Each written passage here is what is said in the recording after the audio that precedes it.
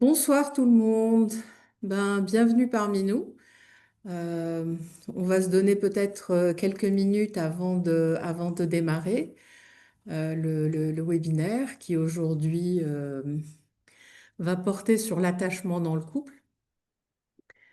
Je vous présente peut-être nous, Psychologia, qui organisons ce webinaire. Voilà, on s'est intéressé énormément à... Vous allez entendre à la fois la TCE, thérapie centrée sur les émotions, et vous allez souvent entendre aussi EFT. C'est pas Emotional Freedom Therapy, c'est pas le truc des tapotements, c'est c'est la même chose que la TCE en anglais. C'est la thérapie basée sur les émotions. Donc on va entendre l'un et l'autre de façon indifférenciée. Donc, ça fait déjà quelques années qu'on s'intéresse à cette thérapie et qu'on est en train de constituer une communauté de thérapeutes TCE au Maroc. On en est, donc cette année, ça sera la cinquième promotion. Et donc là, aujourd'hui, Alexine va nous présenter à quel point l'attachement est important dans un couple et surtout, en réalité, comment est-ce que la TCE va utiliser ce prisme de l'attachement pour travailler sur les difficultés de couple. Alexine, elle est psychologue FSP à Genève. Elle a démarré sa pratique il y a déjà pas mal de temps à Los Angeles. Elle est certifiée évidemment en TCE, mais également formatrice agréée ICEFT, qui est le Centre international d'excellence en EFT, et puis aussi superviseur en EFT toujours. Voilà. Donc, je te donne la parole, Alexine. Merci Selma. Bonsoir à tous, c'est un plaisir d'être là ce soir et de redonner, enfin redonner non parce que c'est la première fois qu'on le fait un petit peu sous ce format-là, mais de reparler de l'attachement du couple et de la TCI pour le Maroc. Euh, Petite précision Selma, je ne suis pas à Genève, je suis plutôt du côté de Lausanne, mais ça c'est un détail. Ton diplôme d'origine était à Genève. Ah, c'est juste, c'est juste. C'est juste, j'ai eu mon master de l'Université de Genève. Ouais. Hum, Peut-être juste un petit rappel d'éteindre vos micros si c'est pas encore fait, comme ça on n'a pas d'interférence au niveau du son. Donc ce soir, je vais vous parler de Du coup, l'attachement. moi aussi, du coup, je vais faire un petit truc. Juste de vous dire que vous pouvez poser vos questions sur le chat ou sur le Q&A, vos observations, vos remarques et tout ça. Comme ça, à la fin du webinaire, on pourra les reprendre et discuter ensemble autour de ça.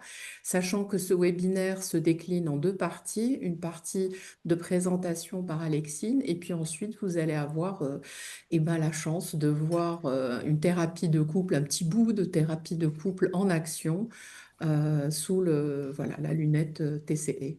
Voilà. Ok. Alors,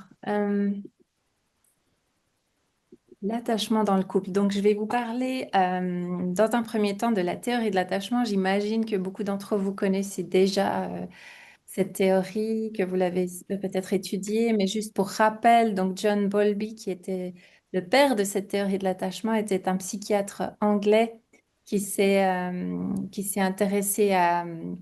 il a travaillé avec des adolescents qui avaient des problèmes psychiques, et puis il s'est rendu compte qu'il y avait un point commun entre tous ces adolescents, c'est qu'ils avaient des relations un peu perturbées avec leur mère en l'occurrence. Ça a débouché sur voilà, des recherches, des études sur ce lien en fait avec la figure d'attachement. Et sans entrer dans les détails de toutes ces recherches, je vais vous présenter un petit peu les fondements de cette théorie et les aspects centraux de cette théorie.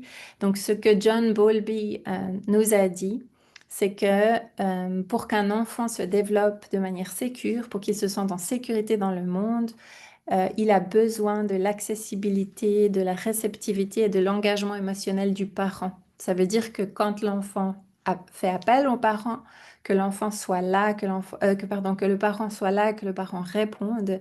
Et l'engagement émotionnel, C'est cet accordage émotionnel, c'est cette capacité du parent à s'intéresser à la réalité émotionnelle de l'enfant et à y répondre. Lorsque un parent n'est pas en mesure d'offrir ça à l'enfant, on peut observer des réponses de stress, des réponses d'angoisse, une insécurité qui, si ce schéma relationnel continue, va s'installer puis va faire que l'enfant aura du mal à se sentir en sécurité dans le monde, à explorer son environnement et à devenir plus autonome. Bowlby nous a dit donc que l'attachement, c'est une force motivationnelle innée. Donc, c'est quelque chose qui est inscrit en nous dès la naissance. L'enfant va chercher ce lien avec sa figure d'attachement pour se développer. C'est vital. Il a besoin de son parent ou de ses parents, ou en tout cas d'une figure qui va être là pour lui, qui va l'accompagner, qui va le soutenir, le porter, le nourrir, le cajoler. Et ça, c'est quelque chose qui est en nous. On va instinctivement rechercher ça euh, dès notre plus jeune âge. On sait aussi que nous avons tous et toutes des besoins et des peurs par rapport à l'attachement qui sont universels. On a tous et toutes peur d'être... alors, on n'a pas tous et toutes les mêmes peurs, mais parmi les peurs liées à l'attachement, il y a la peur du rejet, la peur de l'abandon, la peur de ne pas être aimé, la peur de ne pas compter pour l'autre, la peur d'être invisible, insignifiant pour l'autre. Et face à ces peurs, on a tous et toutes des besoins d'être rassurés, d'être aimés, d'être acceptés, euh, qu'on se souvienne de nous, qu'on nous prenne en compte, de besoins d'appartenance aussi. Et ça, ce sont des peurs et des besoins qui sont universels, qu'on retrouve dans peu importe la culture, le genre, l'âge, l'orientation sexuelle, la, la relation aussi dans laquelle on a, que ce soit des relations amoureuses ou que ce soit des relations entre générations, on retrouve ces besoins et ces peurs dès qu'une relation compte. Et puis John Bowlby nous a aussi dit, ben, ce sont des choses qui sont là tout au long de la vie, ce besoin de sentir qu'on compte pour quelqu'un et de pouvoir compter sur quelqu'un. Ça n'est pas quelque chose qui s'arrête à la puberté ou à l'adolescence, c'est quelque chose dont on a besoin toute la vie. Alors bien sûr que l'apparence de ce besoin va évoluer, c'est-à-dire qu'un enfant, il va être très accroché à sa figure d'attachement, il va avoir besoin de cette proximité physique. Et si la relation est sécure, il va s'individuer, s'autonomiser et petit à petit être capable de faire plein de choses sans être tout le temps accroché à ses parents. Mais ça ne veut pas dire que ce besoin disparaît. On a besoin, même à l'âge adulte, même dans la vieillesse, de pouvoir se tourner vers des êtres chers, surtout quand c'est difficile, en fait, d'avoir quelqu'un vers qui je peux me tourner. Et ça, c'est donc du berceau au cercueil, on a ce besoin universel. Euh, Bowlby nous a aussi dit que l- l- c'est un instinct primaire de vouloir rechercher le contact et le réconfort par la connexion. Lorsqu'un bébé pleure et fait appel hein, à une figure d'attachement et que la figure d'attachement répond, en principe, si on arrive à cerner le besoin de ce bébé et à y répondre, ça va apaiser son système nerveux. Il va se calmer. Hein. Si on peut bercer cet enfant ou le changer ou le nourrir, enfin lui apporter ce dont il a besoin. Et c'est instinctif de chercher ça. C'est vital. Quand on est par contre dans la peur et dans l'incertitude que quand le parent ne répond pas, hein, qu'il n'y a personne qui vient, il n'y a personne qui vient réconforter, il n'y a personne qui vient prendre soin. euh, L'enfant va sentir cette déconnexion, va sentir la détresse en fait de la déconnexion et ça va activer encore plus ses besoins d'attachement. Et il va protester, il va avoir des comportements qui vont euh, qui vont servir à faire venir la figure d'attachement vers lui. Donc les enfants, les bébés pleurent. Jusqu'à ce que maman vienne, le bébé va pleurer. Et ça, c'est un comportement qui permet de ramener la figure d'attachement à proximité. Peut-être quand le bébé devient un trotteur, quand il grandit un peu, les enfants, ils développent d'autres stratégies. Peut-être que c'est une des stratégies, c'est d'être mignon et puis de faire le clown. de développer un espèce de répertoire qui va faire que je vais obtenir l'attention de ma figure d'attachement. Parce que ce lien, il est hyper vital. Un enfant ne peut pas s'élever tout seul, il a besoin de ses parents, donc il va faire ce qu'il doit faire pour euh, obtenir cette proximité et ce lien. Euh, et ça va lui permettre de se co-réguler émotionnellement et de gérer les situations difficiles de la vie, en fait. Donc, quand il y a des connexions, quand il y a une séparation d'avec la figure d'attachement, et même une séparation pas que physique, mais aussi émotionnelle, on a un système d'attachement en nous qui fait que ça va déclencher une espèce de panique à l'intérieur. Sue Johnson, qui est la fondatrice de la thérapie centrée sur les émotions pour les couples, elle parlait d'une panique primale. Et donc l'enfant, vous avez peut-être vu la vidéo du visage impassible, hein, où on demande à une mère de jouer, d'interagir avec son bébé. Puis à un moment donné, on lui demande d'avoir un visage impassible, plus aucune expression sur son visage, et de fixer son bébé du regard, mais le regard vide.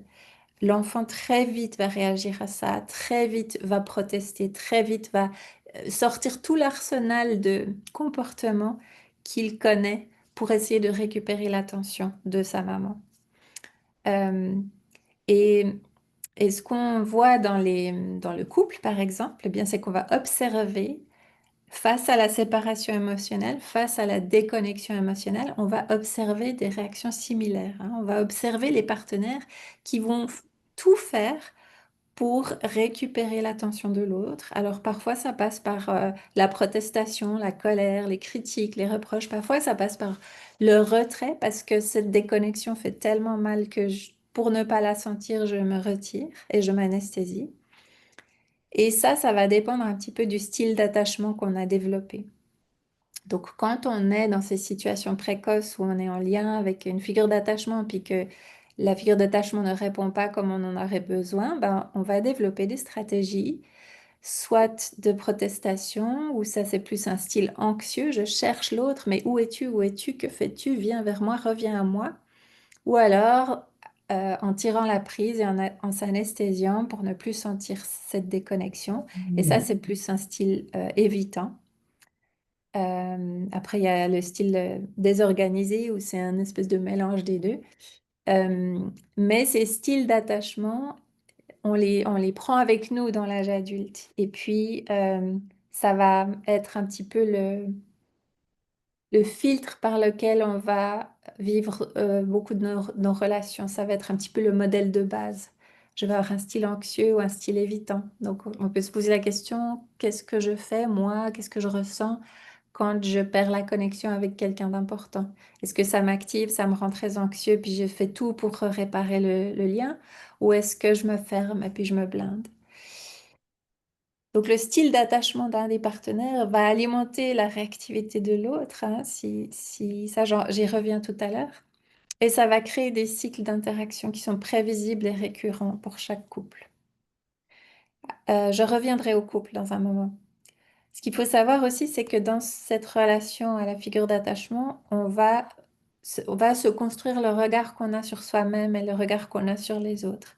Si je fais l'expérience de de ma figure d'attachement comme quelqu'un de fiable sur qui je peux compter, je vais avoir une vision des autres qui est positive et je vais me sentir en sécurité.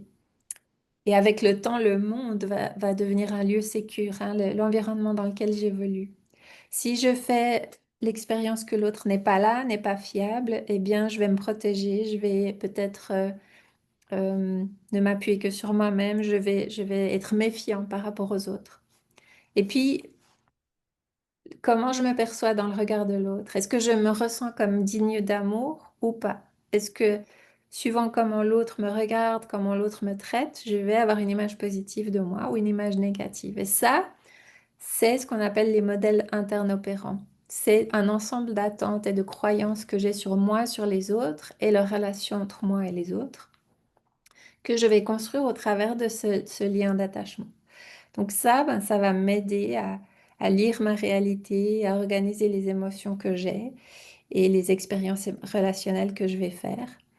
Euh, et bien sûr que j'amène ça avec moi dans mon couple.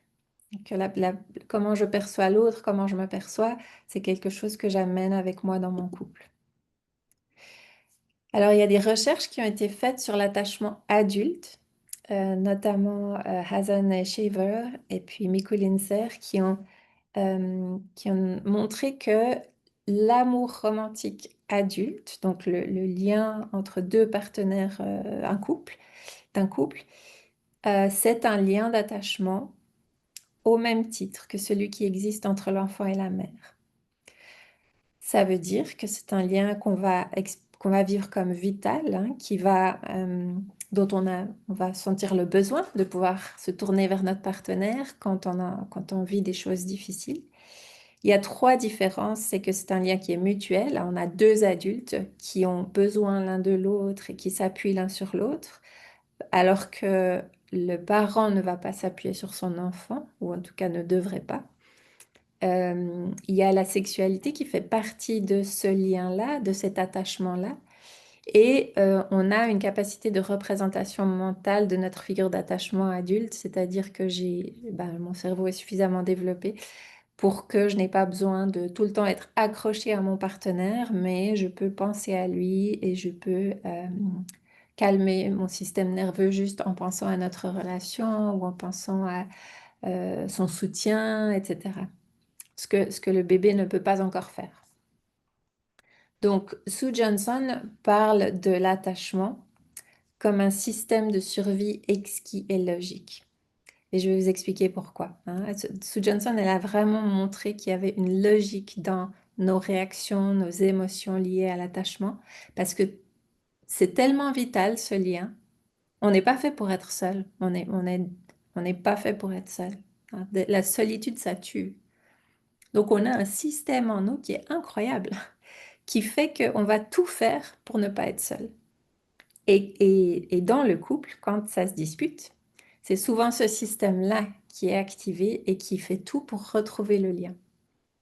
Alors Sue Johnson elle a collaboré avec un chercheur qui s'appelle Jim Cohen, qui travaillait avec des vétérans qui avaient un syndrome de stress post-traumatique et puis faisait la thérapie par l'exposition, où il leur faisait voilà, revivre un peu des déclencheurs traumatisants pour essayer de désensibiliser tout ça. Et un de ses patients ne voulait pas faire l'exercice, c'était trop activant. Et il a demandé à Jim, est-ce que je peux la prochaine fois emmener mon épouse avec moi pendant la séance? Ce que Jim a accepté. Et ce monsieur est revenu avec son épouse et il a fait l'exercice d'exposition en donnant la main à sa femme. Et il a réussi à le faire. Et ça a interpellé Jim, qui est un chercheur, et il a, je ne sais pas comment, mais rencontré Sue Johnson, ils ont discuté ensemble et ils ont mis sur pied une recherche pour voir comment ça se fait que quand on tient la main de quelqu'un, d'un être cher, euh, il semblerait qu'on arrive à mieux à faire face. Alors, je vous laisse découvrir cette recherche au travers d'une petite vidéo qu'il faut que j'arrive à démarrer, qui est sous-titrée.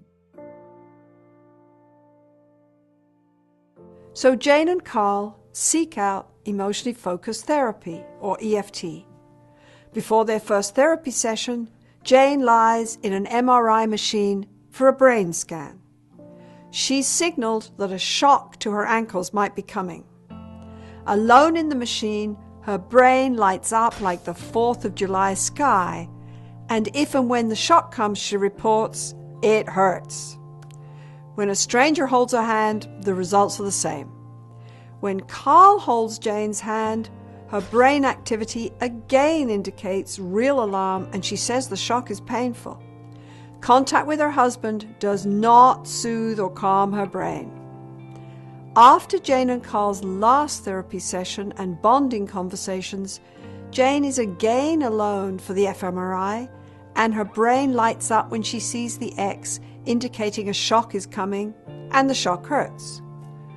When a stranger holds her hand, her alarm response and her pain are a little less. But this time, when Carl holds Jane's hand and she sees the X, there's a powerful difference. Nidal brain activity indicating any kind of anxiety or threat can be seen. The loving contact she now perceives from her husband's touch changes how her brain encodes this threat. And she reports that the shock is just uncomfortable. Now that is interesting. In fact, these kinds of results make us forget that we're academics and stuffy old researchers and remind us how to do a touchdown victory dance with the best of them. But what does this study, especially the brain scan part of it, tell us? First, that when we make sense of love, we can tune into the attachment channel and shape loving feelings in therapy. Yes, you can evoke this mysterious thing called love just by talking in a new way, a deeper, more emotional way with each other. And when we shape this connection, we can change the way our brains respond to threat and pain. Love is a safety cue that literally calms and comforts the neurons in our brain. Second, these results support all the new research on adult love and bonding. They confirm that secure bonds offer us a safe haven from the perils of life and a respite from anxiety, not just when we're 2 or 3 years old, but as adults. The quality of these bonds then have profound implications, not just for happiness, but for mental and physical health and our ability to face life and its uncertainties with poise and grace. This is just the beginning of the new science of relationships. Is there anything more important for us to understand and shape? We all fear facing life alone, and we all long for loving connection, a hand to hold that changes our world into a safer place and soothes our brain. This reminds me of a saying by Jackson Brown. Life is slippery. Take my hand.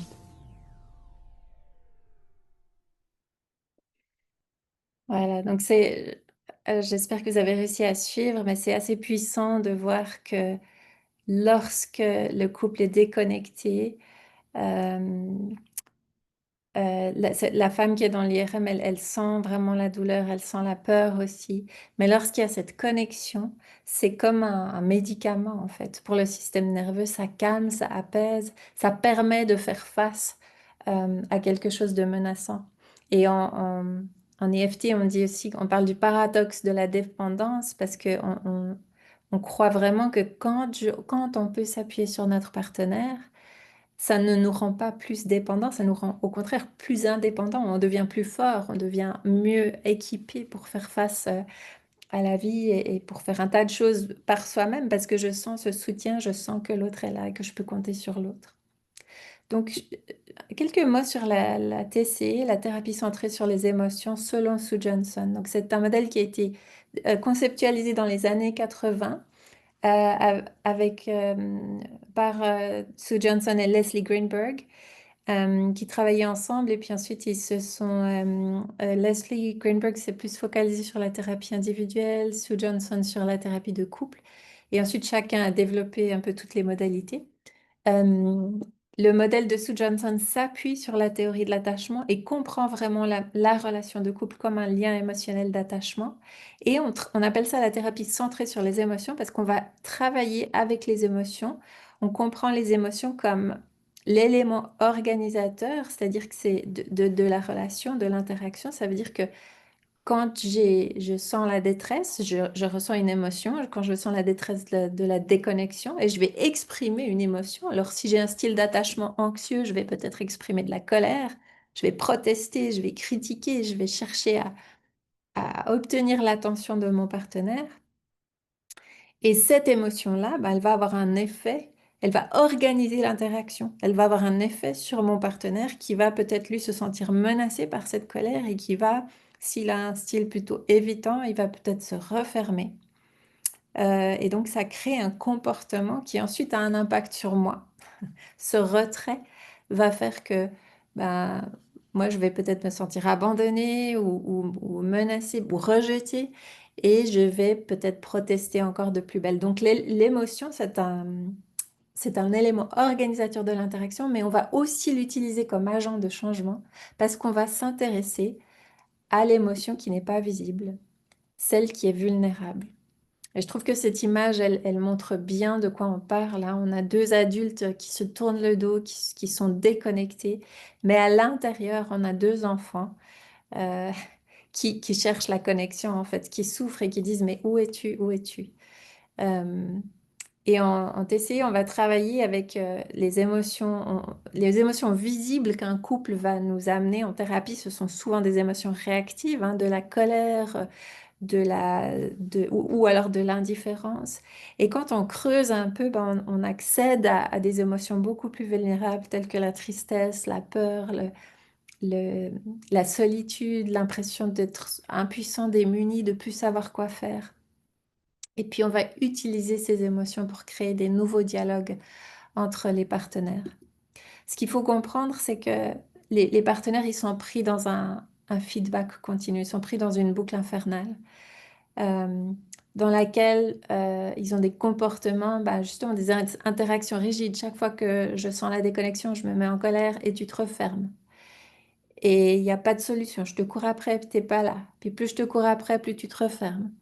Et puis ça crée des états émotionnels négatifs où ça me met de plus en plus en colère. Toi, t'en as de plus en plus marre. Et ces états émotionnels, ils créent des interactions rigides, hein. Donc c'est le serpent qui se mord la queue un peu. Plus je suis en colère, plus tu as peur, plus tu as peur, plus tu te retires, plus tu te retires, plus je me sens abandonnée, plus je me sens abandonnée, plus je me fâche. Et on va comprendre l'interaction du couple plutôt que la pathologie d'un partenaire comme étant le problème, hein. C'est cette boucle-là qui est problématique et on va pas avoir un regard pathologisant sur l'un des partenaires en disant, Madame, il faut vous calmer ou Monsieur, il faut arrêter de vous refermer. C'est plus, on comprend qu'ils sont coincés dans une boucle. Alors, on a plusieurs types de boucles, hein. On a la boucle la plus classique, c'est qu'il y a un ou une partenaire qui poursuit, qui proteste et l'autre qui se referme, hein, qui se blinde un peu et qui évite. Alors ici, c'est madame qui poursuit monsieur qui évite, et là, c'est monsieur qui poursuit madame qui évite. Ou alors, on a le cycle attaque-attaque où les deux partenaires protestent et essayent de se faire entendre. Ou alors, on a l'évitement mutuel où là, c'est la déconnexion totale. Peu importe de quel cycle on parle, en fait, on essaye toujours de comprendre en termes d'attachement de quoi il s'agit, qu'est-ce qui se passe dans ce couple. Donc on a cette boucle ici. On comprend la dynamique de couple comme une boucle à l'infini, où on a un poursuiveur ou une poursuiveuse qui, au niveau du comportement, va poursuivre, blâmer, critiquer. Quand il ou elle fait ça, il ou elle a un impact ici à l'intérieur, en dessous de la surface, chez son ou sa partenaire, qui va ressentir de la peur ou un sentiment de tristesse ou peut-être se sentir inadéquat, pas à la hauteur. Et quand il ou elle se sent comme ça, ce qu'il va montrer, ben on va dire il, hein, parce que c'est souvent les hommes qui sont plus souvent les hommes qui sont poursuivis et plus souvent les femmes qui sont poursuiveuses, mais pas que. Donc monsieur ici se sent menacée, se sent inadéquat, l'impression d'être nulle, qu'elle elle n'est jamais satisfaite. Je ne sais plus quoi faire, je suis déroutée, démunie. Et quand je ressens ça, cette émotion vulnérable, je ne vais pas la montrer. Souvent, je vais plutôt montrer soit de la colère, soit de l'indifférence ou de l'agacement. Et puis, je vais plutôt m'anesthésier. Et donc, au niveau du comportement, ben, ça ressemble à un retrait, une paralysie. Je cherche des solutions, je vais dans la tête, j'argumente de manière très rationnelle. Plus je fais ça, plus chez madame, elle se sent pas comprise, elle se sent seule, elle se sent abandonnée. Euh, Elle a l'impression qu'il ne la voit pas, qu'il ne l'entend pas. Et donc, qu'est-ce qu'elle fait? Ben, elle montre sa colère. Et puis, elle crie plus fort, et puis elle insiste, et puis elle revient à la charge. Ces comportements-là, bien sûr qu'ils sont problématiques, hein, mais si on regarde, on a ici une ligne, et en fait, on voit que ce qui se passe en dessous de la surface, c'est beaucoup plus vulnérable, et ça a tout à voir avec l'attachement. Je me mets en colère parce que quand je te trouve pas, quand je me sens pas entendue, quand je me sens abandonnée, c'est insupportable. Tu es tellement important pour moi. J'ai tellement besoin de cette connexion que quand je la trouve pas, je vais protester et je vais me battre pour retrouver la connexion. Alors ça peut sembler paradoxal parce que c'est pas très efficace, hein, de tomber sur quelqu'un avec sa colère, ça va pas favoriser le contact ni la connexion, mais en fait, en termes d'attachement, si je mets le filtre de l'attachement sur cette boucle-là, je vais me dire, bah madame, en fait, elle est en train de protester la déconnexion et elle se bat pour la connexion et c'est pour ça qu'elle se met en colère. Et monsieur, pour lui aussi, madame est importante et c'est pour ça que ça fait si mal et qu'il a besoin de s'anesthésier parce que lui, il a plutôt un style évitant et il ne sait plus quoi faire avec ça. Donc, il se retire pour moins sentir la douleur de la déconnexion, peut-être aussi pour protéger l'interaction, parce que s'il reste et qu'il se fâche, ça pourrait devenir violent. Donc, je veux pas que ça s'empire. Donc, je dis plus rien, je fais plus rien pour éviter que ça s'empire, hein. Et quand on arrive à comprendre tout ça en termes d'attachement, tout fait sens en fait. Tout fait beaucoup plus sens. Et ce qu'il faut savoir, c'est que encore en dessous, bien au-dessous de tout ça, il y a des besoins d'attachement qui ne sont pas satisfaits. Hein, c'est quand je me sens pas en sécurité, pas aimée, pas respectée, et que j'aurais tellement besoin d'être rassurée, mais je sais pas comment le dire, je sais pas comment le demander. Alors je me mets en colère et je critique et je fais des remarques et je poursuis en espérant que tu vas comprendre. Puis évidemment, l'autre comprend pas. Hein, puis on se perd dans cette boucle. Euh, qui peut tourner à l'infini. Alors, en TCE, on est tout le temps en train de regarder tout ce qui se passe au travers du filtre de l'attachement. Si vous allez chez un cardiologue et qui vous met un stéthoscope sur le cœur et qui vous met les branches là dans les oreilles, vous allez juste entendre voilà, des battements de cœur. Mais lui, il va entendre plein de choses, il va entendre plein de petits détails qui pour vous ne veulent rien dire. Euh, la même chose, si un photographe regarde au travers d'un objectif, il va voir les contrastes, la lumière, il va voir l'exposition, etc. Moi, je vais juste voir l'image qu'il y a derrière la lentille.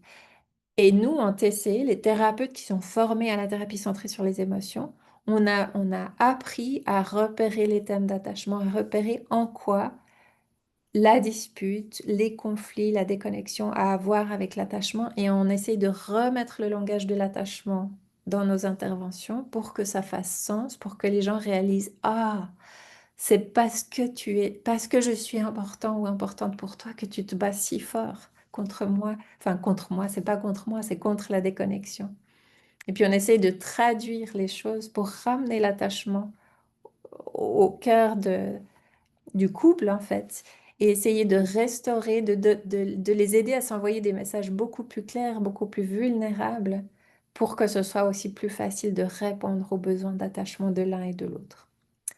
Alors, je vais arrêter de parler de tout ça, et puis on va vous faire une petite démonstration